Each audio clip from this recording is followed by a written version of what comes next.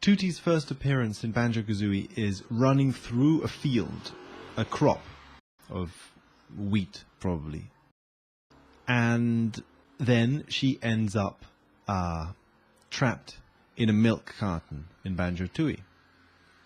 Now, in Banjo-Tooie, you encounter Bovina the cow, who is very concerned about her crops. She needs to protect them, and she needs to protect them because the crops are dying. The crops are being infested and decaying. Now, as I said before, all the missing blonde women in Banjo-Tooie are trapped in places which are somehow rotten or decaying. Here again, Bovina is surrounded by a decaying field, and what's interesting to me is that being a cow, being the only cow in this game, she symbolically ties, in my mind, with the milk carton, which Tootie is trapped in.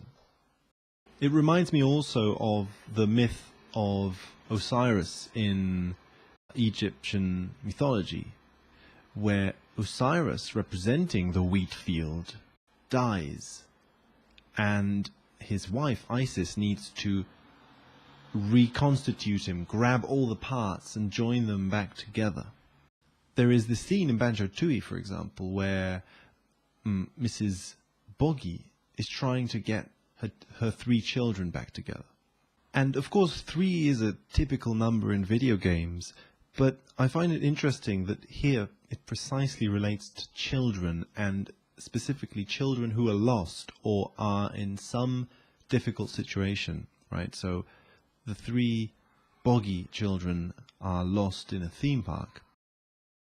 The 3 little pigs in Jolly Roger's Lagoon are not lost, but sort of involved in a decaying lake. Again, the waters are not pure. There's something toxic, as with all the rubbish and decay in the other events. And it seems like a theme of the game is to encounter places that have been decayed or that are rotting and to purify them by filling them with something pure, by giving them something pure. In the case of the 3 pigs, what is needed is pure water. But, for example, when Bottles comes back home, he is given food by Mrs. Bottles. When you visit Miss B, the honeybee, also the bee of Bottles, she also gives you food, something to replenish death. And when Maggie is released from the fish's gut, she returns to help Jolly with the drinks. There's something about preparation of drinks.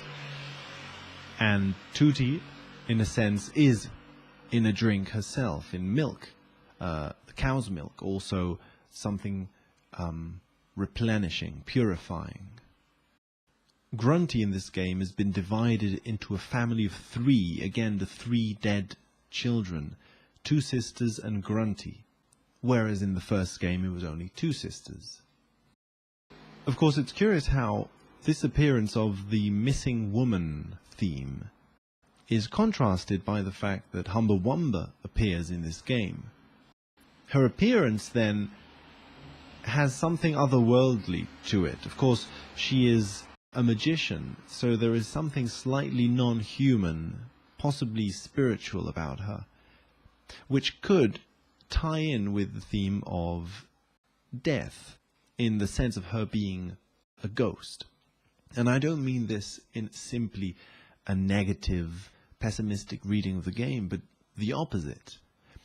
It's the fact that if Tootie was trapped in the first game in Banjo-Kazooie and will not re-emerge till Banjo wakes up, then the process of Banjo waking up will involve Tootie turning back from a ghost into a real person. It's a backwards state. I don't think necessarily Tootie was alive in the first game, if it was all a dream.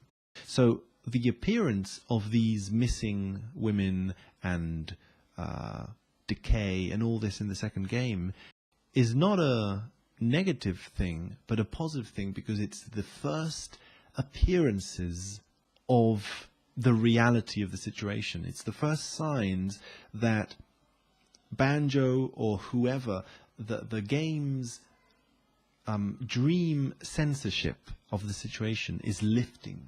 At the beginning, all this decay was trapped, but slowly it emerges into the game. And this gives an opportunity. It sort of oxygenates, it sanitizes the wound, right? The wound needs to come into the open in order to heal. So this appearance of death in Banjo-Tooie is the first step to healing the wound and allowing all the life in the game to express itself without being trapped, without being imprisoned.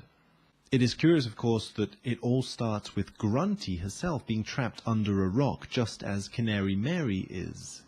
So Grunty herself is also a missing woman, as Tootie is, as Mary, as Maggie.